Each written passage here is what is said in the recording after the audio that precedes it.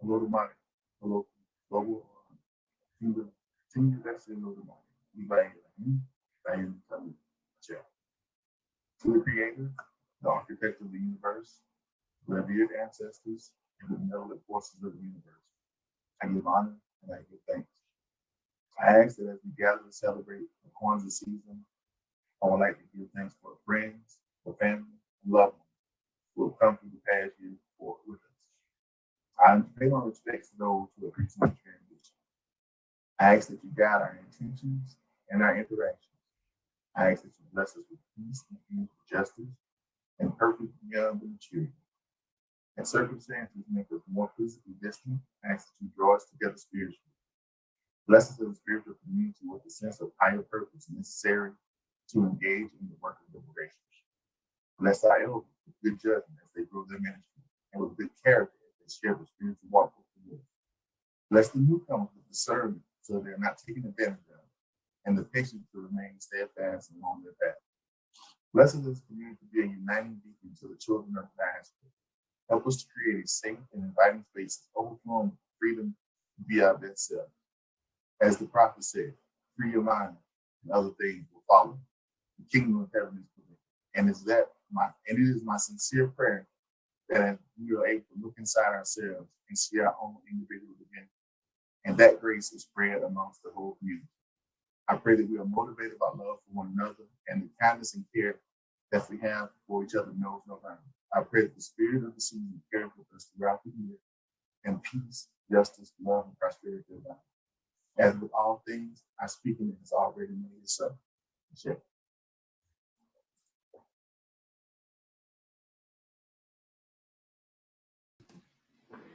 Good afternoon. Thank you so much for joining us for our last presentation of the KWANZAA celebration at the Jefferson School African American Heritage Center. Today, we are going to be talking with a dear friend of mine, and I am very, very excited to share what he has in store for us. So let me introduce him to you. Joshua Lee received a Master's of Social Work from the University of Maryland in 1997. He is the owner of the Game Plan for Better Living, a coaching and consulting practice which specializes in working with all levels of human potential in the areas of team building, communication, and interpersonal conflict resolution using a systemic application of emotional intelligence skills. And who couldn't use that a little more? He has a special interest and skill set in sociometry, which I don't know what that is. So we're going to have to ask Joshua what that is. He's been spending an entire year studying the principles of applied sociometry under the tutelage of Anne E. Hale. Additionally, his community-based social engagement framework called the Game Plan Social Forum uses sociodrama and other human engagement skills to create a safe space and deep connections with community members in an effort to have authentic conversations about current events. He enjoys bringing action frameworks to the world of coaching, work teams, and consulting. Good afternoon, Joshua. Good afternoon. Wow, I didn't know you were going to read my whole government info there, my whole government dossier. Well, I'm trying to, be proper. I want everybody to know I'm not just bringing Joe Schmo on here. You got credits. I got street cred. That's what. Okay. So yeah, what in the world is sociometry? What is that? All right. Before we get there, this is what I want you to know about me. In addition to what you just shared, I am the sixth child of David and Thelma Lee. And I am recently a 4-time grandfather. When I say recent, I mean as long ago as 3 days ago, I became a grandfather for the 4th time. and the baby's name is Journey. Ah, alhamdulillah, that's Yeah, wonderful. it's been a journey, and I'm proud to play the role of grandfather and father. Uh, Mhm. so that's what I want you to know about me, mostly. Okay. So sociometry it's both an art and a science, as it relates to how people make choices inside of groups and teams and families and so forth. Mhm. So, for example, you ever had the thought of, wow, that person looks like my, you know, uncle? Mhm. And if you have a good relationship with your uncle, then you're more likely to move towards that person, right? Just to get to know, confirm or deny whether that person really is like your uncle. Mhm. Or conversely, it could be, wow, that person reminds me of my uncle. I don't like that guy, and so you're going to pull away from that person, Right. or only choose that person if you have to Yeah. do, to go to lunch with, or if it's a work situation, you're going to have your guards up, right? So Mhm. sociometry looks at how people make choices, and where there's problem within teams and organizations, provide interventions to bring those folks together. Wow. All right. Well, now I know. I have learned something today. Yeah. So, we have a video of your barbershop series, Shop Talk. So why don't you tell us a little bit about what we're going to see, and then we'll play the video, and then we'll come back and have a conversation. Yeah, sure. Well, just to tie in the question about sociometry. So when you're bringing people together for the first time, they don't know each other or hardly know each other. You want to utilize the what I call your sociometric lenses. Um, this thing is about to fall.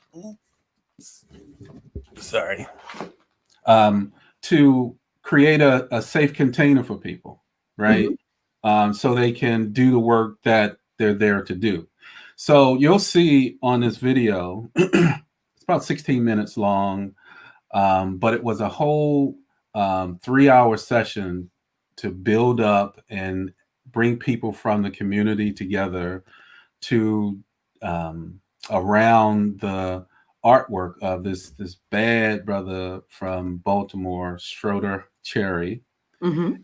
who does he goes into barbershops, takes pictures of the barber, maybe the patron in the chair, and the environment, goes back to his laboratory called his basement, and creates these wonderful, huge art, multi-mix, I'm sorry, mixed art, mixed media artwork, and he embeds these objects that, like, why would you have a combination lock inside the artwork, right? Why Right. would you have keys inside the artwork? So we, on this day, June 9th, 2019, brought maybe 50 people of the community together. They heard about it through word of mouth. They showed up at an art gallery in Baltimore, and we just explored in action and had people to tell their stories in action.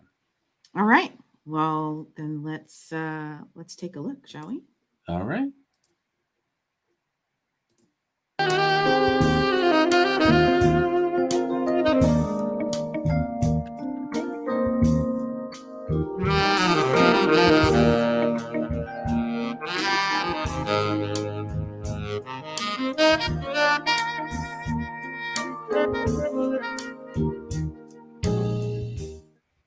I am Lynette FT Partner, aka Nut. I am the curator for this opening event that revolves around Schroeder's amazing work and an extended barbershop conversation that will be facilitated by Joshua Lee. As I've said, this is primarily the barbershop series. These people, the paintings of this wall and that wall are all from the barbershop series. This wall is the white party series, and this is the musician series.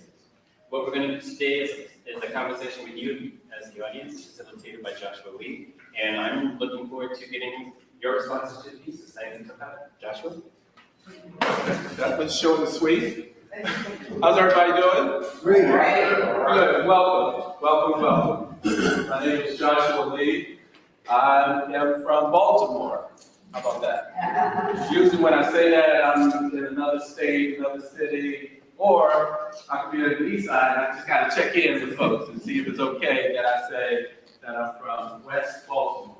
So yeah, I jumped at the opportunity to bring what I do, which is engaging conversations, engaging people in the community, and with his artwork that really speaks for itself. All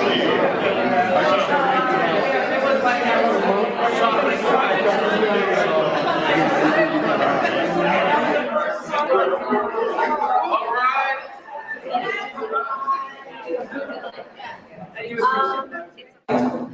Facebook?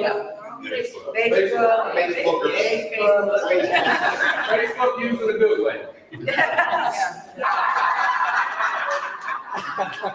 We're in a big mouth. Enough said. All right, so other. How did you hear about this? From the audience themselves. From the audience themselves, okay. Good. Flyer. Nice, okay, a flyer. The ethers. You gotta, please explain that. Yeah, I came to bring you and Schroeder together since you were doing the shop talks. It's a part of what you do. And this particular series is a part of what Schroeder does. And he was like, let me bring them together. It's jam and see what this will be. Wow. I really appreciate your friendship and your heart for humanity. Oh, yes. And I am blessed and honored that you allowed me to be a part of your street cred. You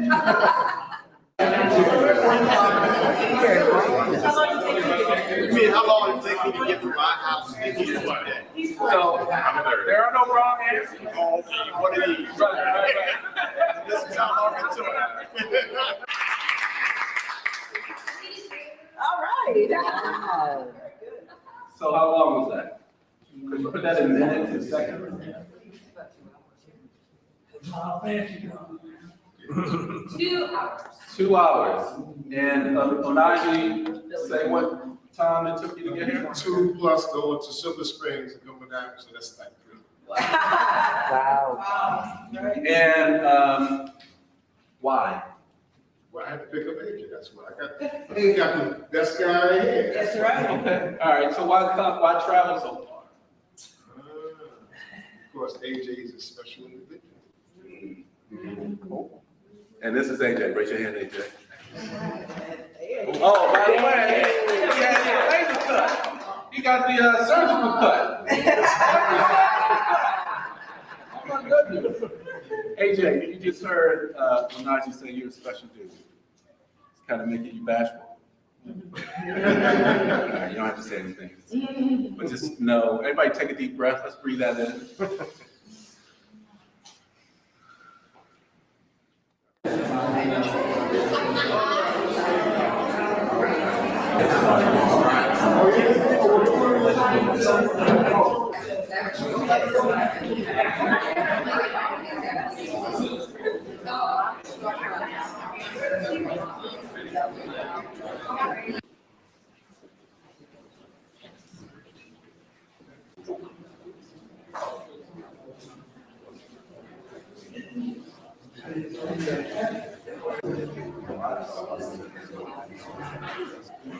If you do not have a stack of stickies, please go to the table over here and get your stack.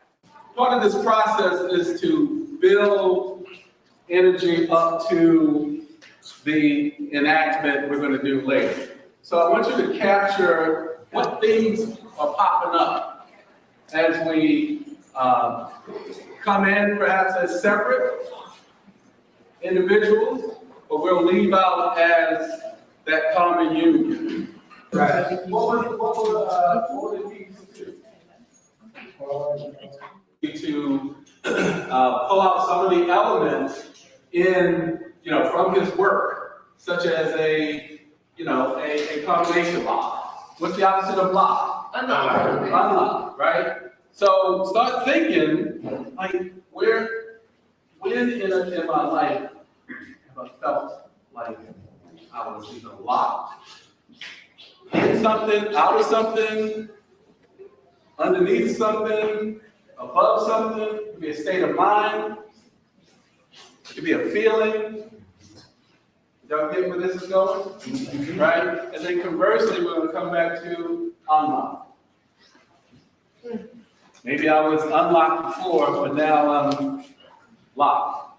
Reflection, you write it down, you have conversations with each other, because again, we're building community. We're building common union. Lock, then unlock. So we have 5 people here to play the role of the lock itself. Another group of people to explore. I swear I woke up in a hot sweat because I was the lock. Like I'm dreaming about this stuff, right? So what is, and you all are going to talk to each other about this, right? Each group is going to talk to each other about this and discuss it a little bit. And folks, here's the deal. There's no wrong answer. There's no right or wrong in this, right?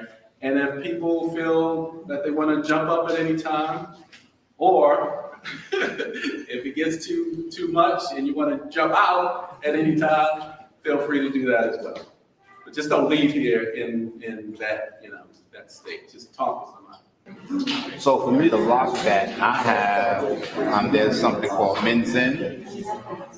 There are mudras, and in yoga, you have asanas and postures. So when you breathe energy, you lock and you hold energy. So when you lock the energy, it cultivates in those different areas and regions of the body. So you're taking the life force and energy, and then you lock it in certain parts of the body, and it's healing. So for me, lock is healing. I'm wondering, well, is the key still being dead in the face? Do I open up? Do I not open up? So once I have the keys, now what I do? So I understand where you at. Because a lot of times I'm at a place where, okay, I know the keys are in front of me. I have the keys, but I am terrified of unlocking this thing. I don't know what I'm going to get as a result of it. So it's the end result that also I can find myself afraid of as a lock. A lock. Show us what that looks like.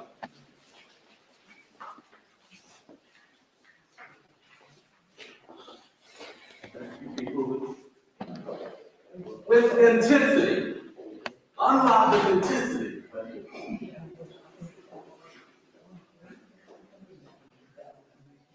Okay.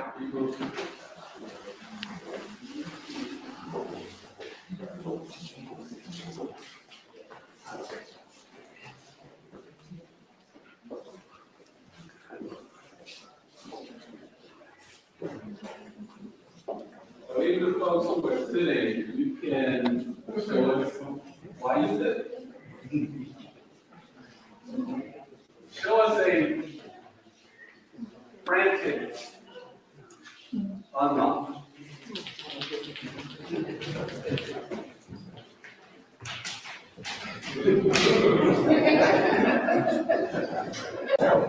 To an idea, I'm really close to reading, so I was pretty comfortable to do it. But okay, it's interesting to think about the physical, because you do have a physical response to your ideas. So it's probably good to always be in touch with your physical manifestation of the ideas.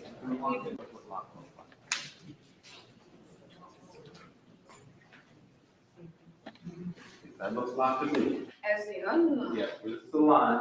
Okay. Not cross the line. Okay. All right.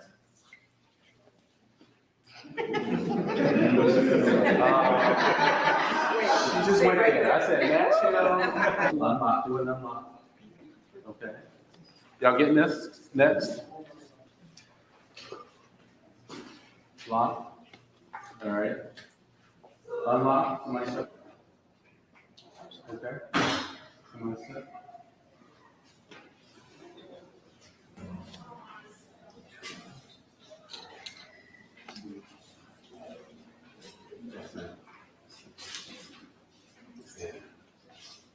All right. Anybody else? Lisa.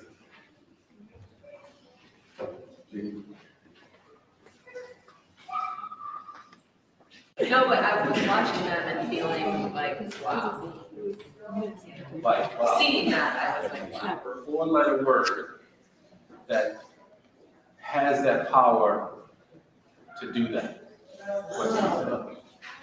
Somebody said it? Love. Love. Dahlia said she felt compelled to open up, even though she was in a closed, uncomfortable position. Right? So it's all about love. Who else? Well, that's what it felt like for me when I had my lock. I felt of like putting my arms up over my eyes. Yeah. That was a very uncomfortable position because you feel like you're shutting yourself off from the world. And Cindy will tell you, I'm a very open people. I'll walk down the street, say hi to people. I'll be at a restaurant, I hear conversation. And I met amazing people that way. I'm always looking and listening for an opportunity to engage other people out of compassion, caring, and love. It really just said a lot about when he had his arms like this. Yeah, when I had my arms up like this, I felt very exposed to the world. I felt like I wanted to unlock my arms, but my arms were locked, so couldn't really grow, basically. I felt trapped. I felt people take advantage of me. Yeah. He felt like he couldn't grow. The tallest guy in the room.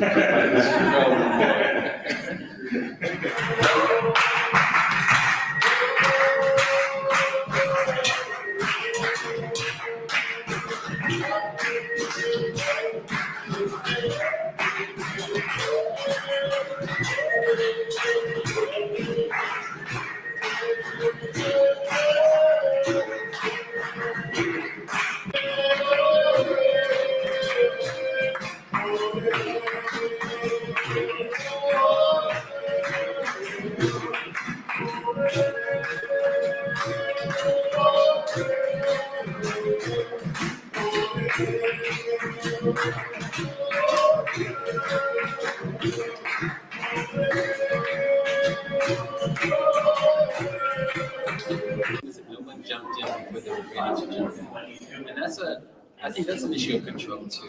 I don't have to jump immediately until I'm ready.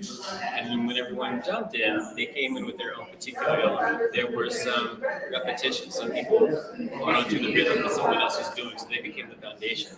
Someone else became a cacophony of melody, and someone else played off of that. But they all came in when they thought the time was right.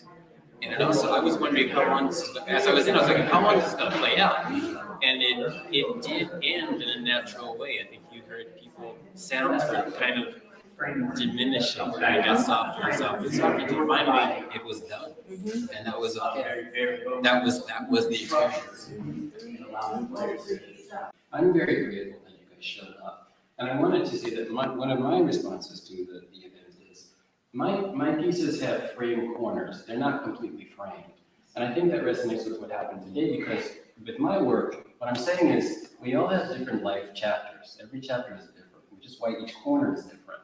If you talk about one part of your life, it's going to look like one thing. You go to another part of your life, it looks like something else. So if you were framing each one of those chapters, the frame would be different. But you're also still alive, so your story is not complete, which is why my pieces are not completely framed. And I think what happened today is, yeah, I had a great exhibition. I had people show up, but they took my exhibition and went somewhere else with it. That's the continuation of the story. That's why it's not completely framed. I think that really iterates with me. I enjoy that. So thank you. Yes. Feel all the healing effects of the water and rub your hands together and say, I am healed. I am healed. I am healed. I am healed. I am healed. I am healed. I am healed. But you hear crickets in the background and say to each other, you are healed. You are healed. You are healed. You are healed. Remember about the earth and drop those spirits and open up your hearts and say, we are here.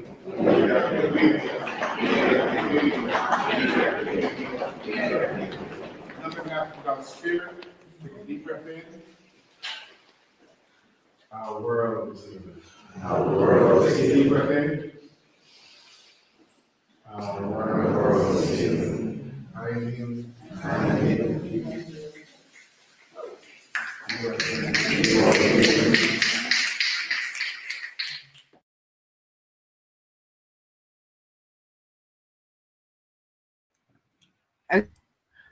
Wow, every time I see that, I get goosebumps all over again. Yeah.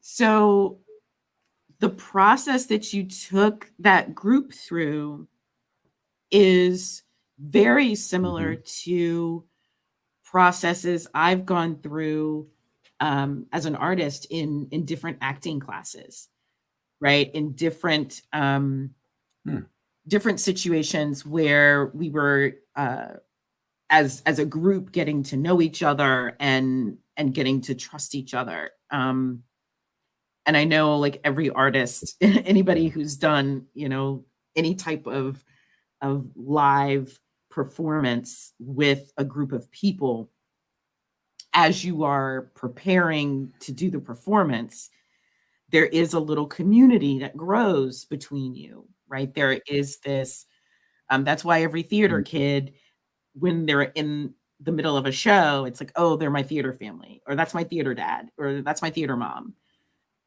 And they say that because the process of becoming that cohesive unit to do that thing feels very much like family. Right. So when I was watching that video, that's exactly what I felt. I was like, oh, right. I know exactly what this is, because every time I do a show, this is what happens. We all kind of come together in our little cohesive unit and create a mini family. Yeah. Well, Leslie, that's the sociometry in action. That's what I would say as a psychodramatist, right? It is finding those points of connections that people, no matter where you come from, is that you can connect on those pieces. And the more pieces you connect on, the safer the space becomes. We call it building a safe container, right? It's making the covert overt. You know, we started with a number of questions. As simple questions as, how long did it take you to get here? Right? And people broke up into points on a line, on a continuum. We call that a spectrogram, like from 0 to 100, right? And there was a guy from Philly who, you know, said he came all the way from Philly, went past Baltimore to go to Silver Spring, which is south of Baltimore, and came back, right? And so what that revealed, not just his physical movement in a car, but the reason why he did that. Yeah. And the reason why was because the youngest guy there, who was like 15 or 16 years old, he said he was the most special person, right? And just hearing that in a public environment, what does that do to bring up connections for people? Right. So how often do you do this series? Like I'm sure COVID has affected it, as COVID has affected everything. Well, we had plans to do several more of those specifically with the artwork, because this guy, Schroeder Cherry, the artist, he was a finalist in a regional Artscape Award, which is one of the largest outdoors art, what do you call it, festivals along the East Coast, on the East Coast, right? 700, almost 250,000 people over the weekend who come through. Wow. So he had been picked up by a number of, you know, organizations where we were planning, and then COVID hit for sure. Put the brakes on that. But I do similar work where the focus is not only on art or the artwork, but it's when people show up, we co-create the space. Right. So similarly, we apply sociometry to get people who are unfamiliar with each other, familiar with each other. They come in as perhaps strangers and they leave with just a sense of, I need to get your contact information, right? Right. We do that on a monthly basis. That's amazing. Um, Mhm.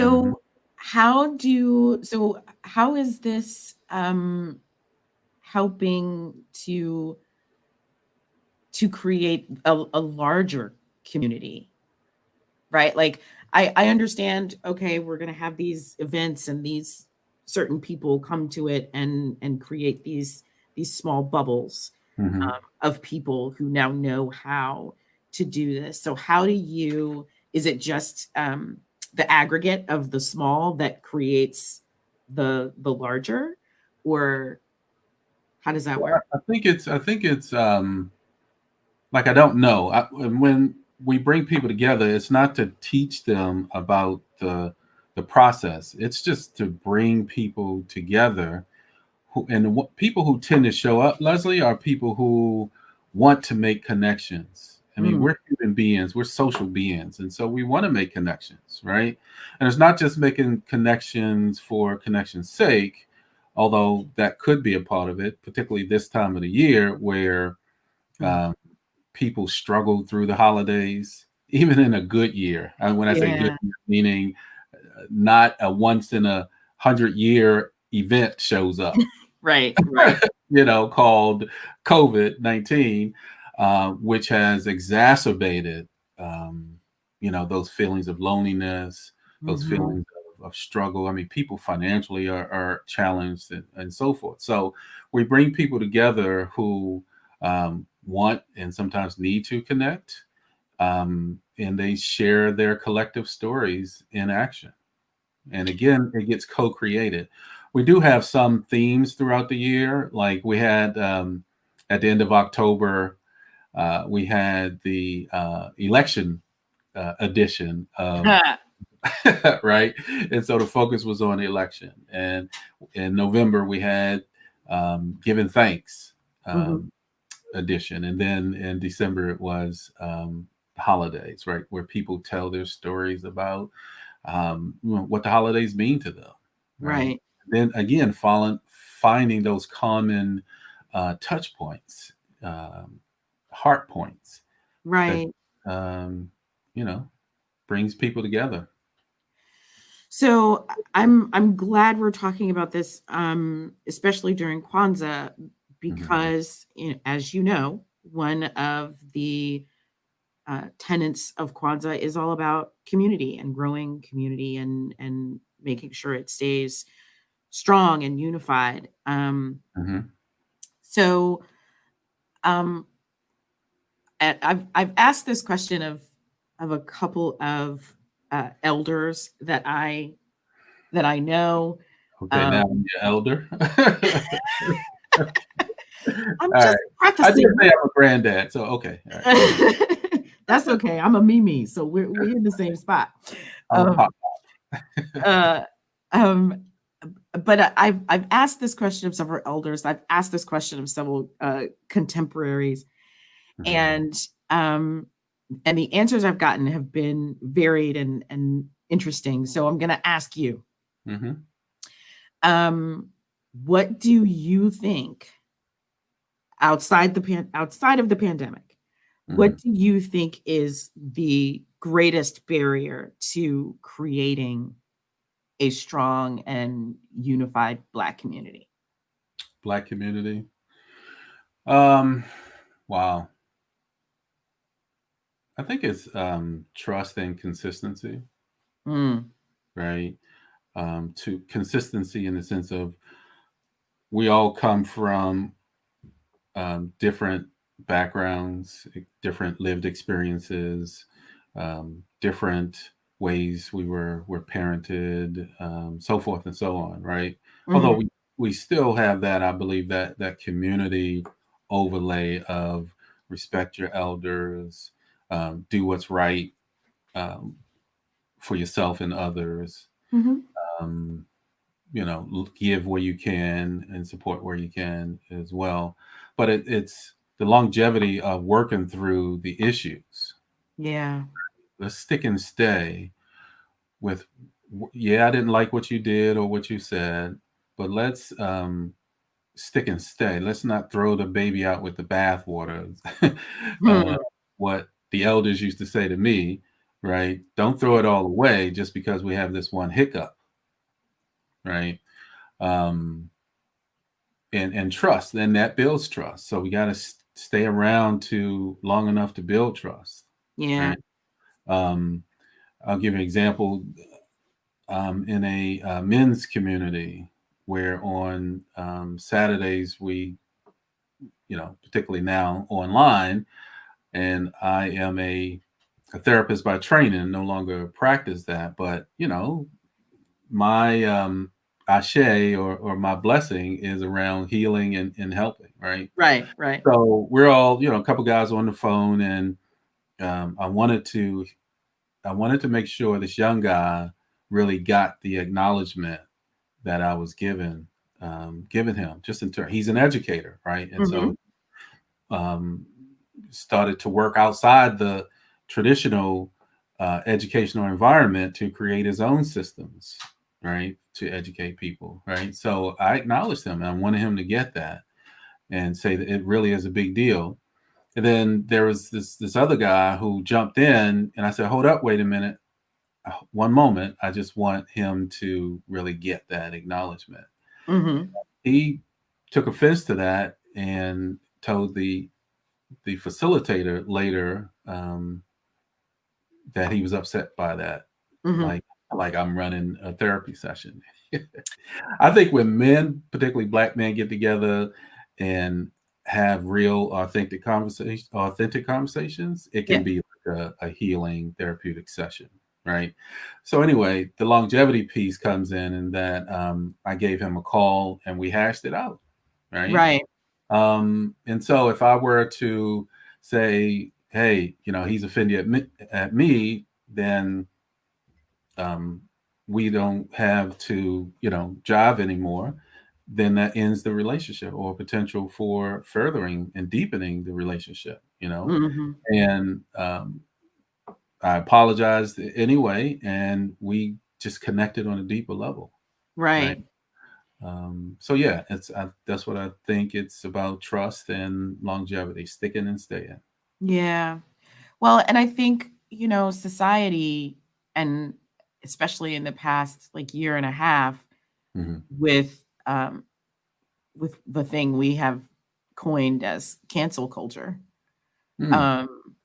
has hurt that, right? Because it's no longer important uh, to look at the underlying things that cause a person to do one thing or the other thing, right? It's like, Mhm. oh, you did this one thing and it's absolutely horrible and we're done. And Mhm. I think that absolutely there are circumstances where, yes, that is the right thing to do. Mhm. But when I think about conversations about, especially about African American history and how we developed on this ground, that the resistance to the enslaved people's conversations are Mhm. always about, well, that happened 400 years ago. Why are we talking about it? Why are we still talking about it? Mhm. And then the further resistance is, oh, but those were our founding fathers, and they did 1, 2, and 3 for this wonderful country.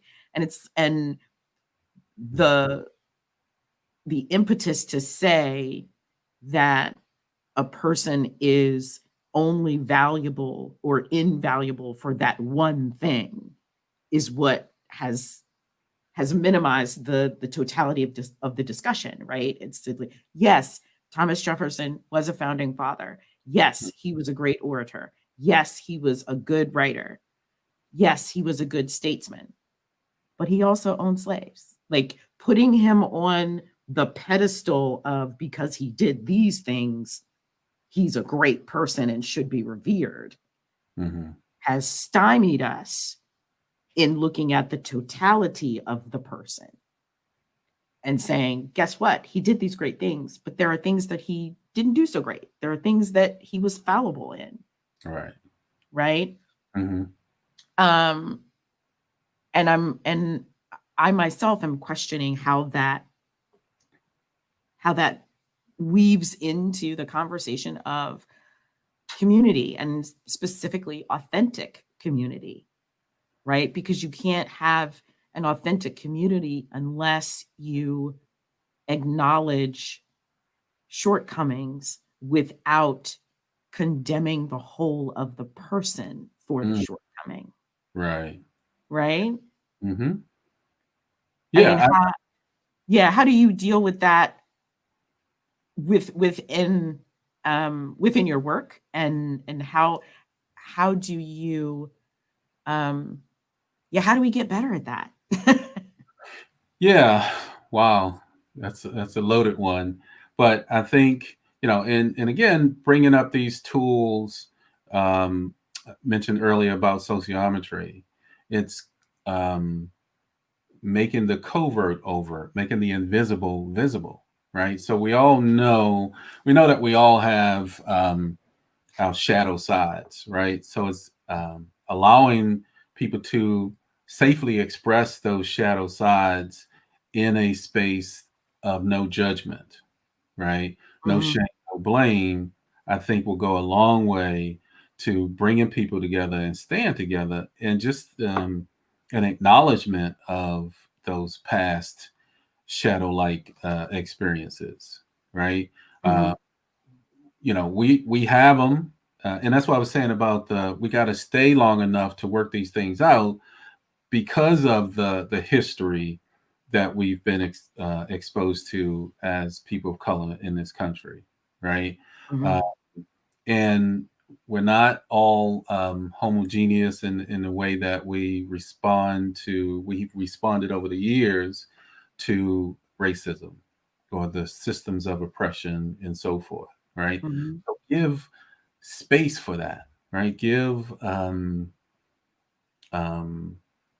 the opportunity for people to tell their stories in a way that's because it's their authentic lived experience, right? You can't deny someone that. Right.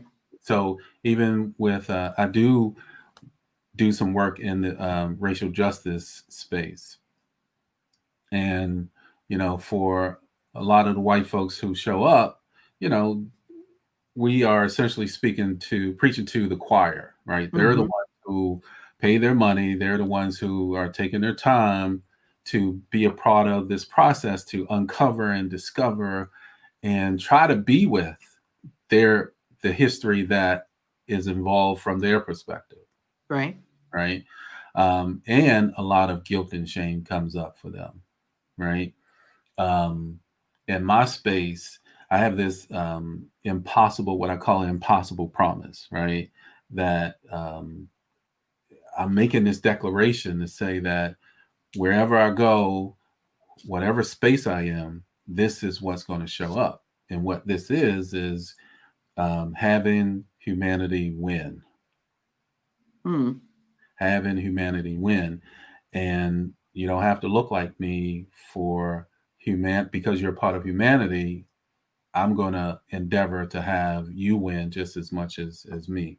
And sometimes it's challenging because of the denial factor, or what you call the cancel culture. Right. Right. It wasn't me who did that. Yes, it could have been my forefathers, but that's not me. And this is a different century. Yeah, well, you've benefited from that, right? And people can't hear if you're yelling at them. Yeah. And they're not going to be willing to look within if a finger is pointing at them. So my approach is to, again, create space for that and just hold up the mirror, right? hold up the mirror that says, well, what about this? Mm-hmm. Mm-hmm. Right? Yeah. And then they get to tell the truth on themselves. Yeah. And especially with those social justice conversations, I think my frustration, having been involved with several of them, my frustration is that it always seems to be us holding the mirror. You know, that's my frustration. It's like, you know, and it's always us holding the mirror. And because we're always holding the mirror up for white folk, we never get to concentrate on solidifying and unifying our own communities. You know, there's so much time spent trying to make somebody else understand the lived experience that is outside of them, that I'm not getting to share that lived experience with people who have the same experience, right? And keep and grow those connections in an authentic way. Yeah, I think it's a both and, Okay. situation. I mentioned the brother who's an educator, right? You educate, right? I'm a healer. I will heal, right? And together we'll meet in the middle. Okay. So it's doing the part that you're called to do. This is my, and sometimes with your, I get a number of clients who say, why do I have to be the one to, extend an olive branch, right? Yeah. Why do I have to? I'm tired. And this is with family members, right? It's like, why do I have to, extend the olive branch to my sister or brother, right? Or my mom or whatever, right? And I say, well, why not you? Right? Right.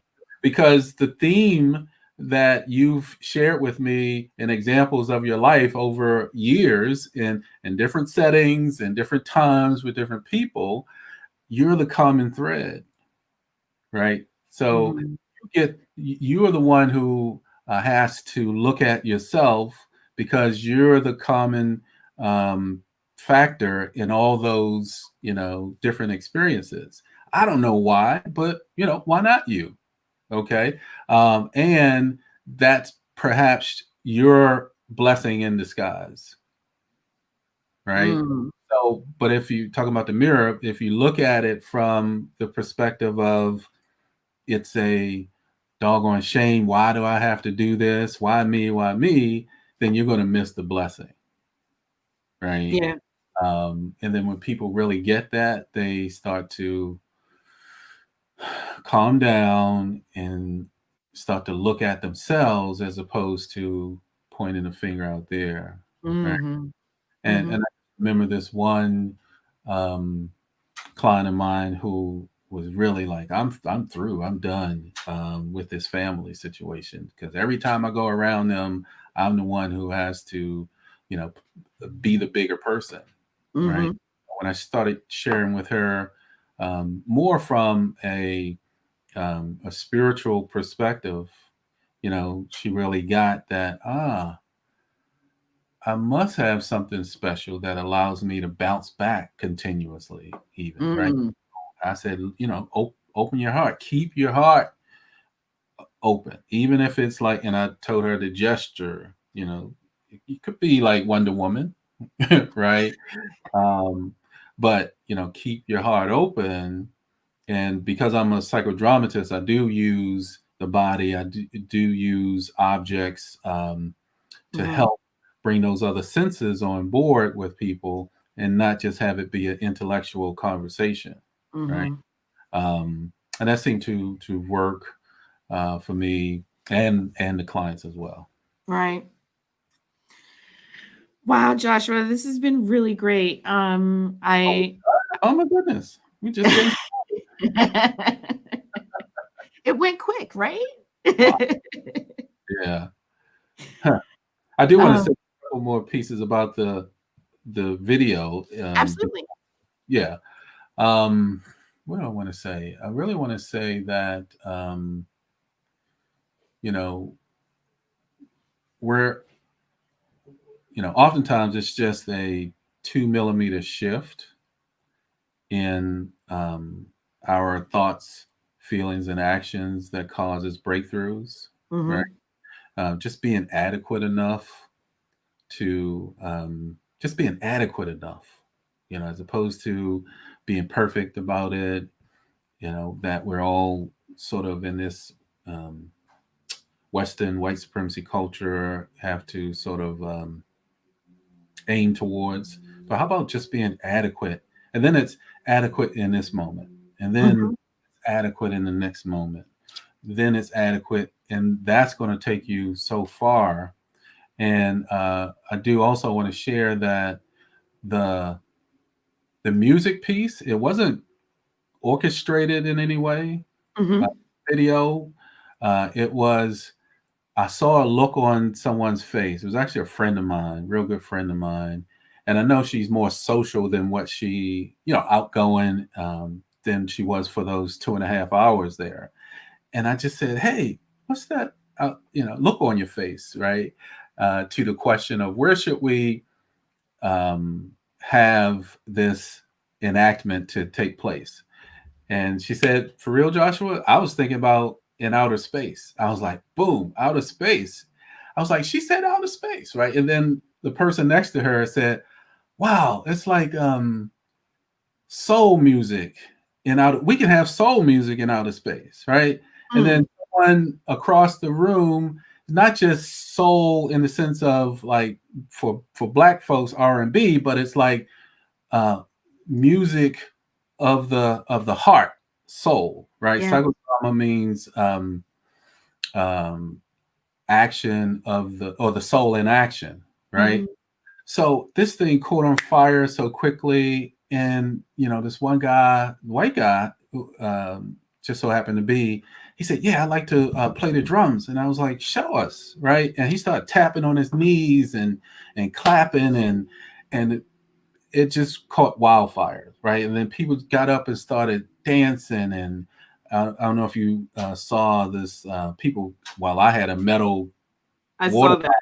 that was clanging, right? And just people added their pieces to it, either through their mouths, through their physical bodies, tapping on something, and created this whole catharsis of self-expression and joy that seemed to last for an hour. It was only 10 minutes and 27 seconds. And then when they were done, they were they were like spent, Yeah. right? They looked around and said, "Boy, that was awesome. Can we do it again?" Yeah. Right? Yeah. I was like, no, we got to get out of here in a few minutes. That's the whole joy of, for me, of having humanity win. No matter what your come from is, there's a common connection that I'm Yes. searching to find between you and the other person for us all, right? Yeah. And it's on from there because it's a co-creation, and it's Yeah. just listening to the what we call listening to the listening, right? Listening to where people are in the moment, listening to the field of experience in the moment, and create these awesome, I mean, just magnificent experiences that can't be replicated. Even if Right. the same people back the same to the same location an hour later, it would be a different experience. Oh yeah, the music would be different. Absolutely. Right, right. It may not even be music. It may Yeah. be, let's look at the artwork in peace and quiet, and even that's an experience. Oh yeah. Yeah, yeah, yeah. Yeah, that whole section of the video reminded me of it's a theater game that we used to play all the time called The Machine. And Mhm, like one person would get up and create off the top of their head a mhm. movement and a sound. And Yeah, then the next person adds to what that person has created. And yeah. again and again and again to the point where you have literally created a machine. Hmm. Um, That's right. so yeah, I was having like high school theater class flashbacks. Flashback. But it's okay because they were all good. It's okay. Right.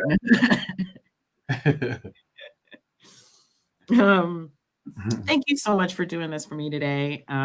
It's been a lovely conversation, and thank you so much for having the bravery to share your particular gifts with everyone.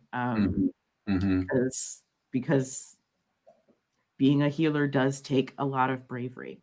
And I think people who do that, whether it's their 9 to 5 or just something that they do in the lives of people they know, I don't think they get enough flowers while they're doing it.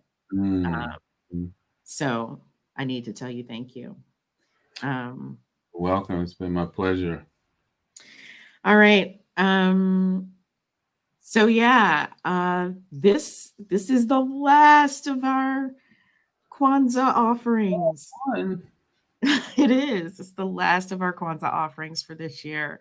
But it's been amazing. I want to remind everyone that, it's the end of the year, but it's not too late to make that last donation to the Jefferson School African American Heritage Center. We are a 501c3. It is tax deductible, and every single cent is used to make sure that the center can continue to bring public programming and art and music and theater done for and by Black people to this community. So please, whatever you can donate, please do. Thank you so much.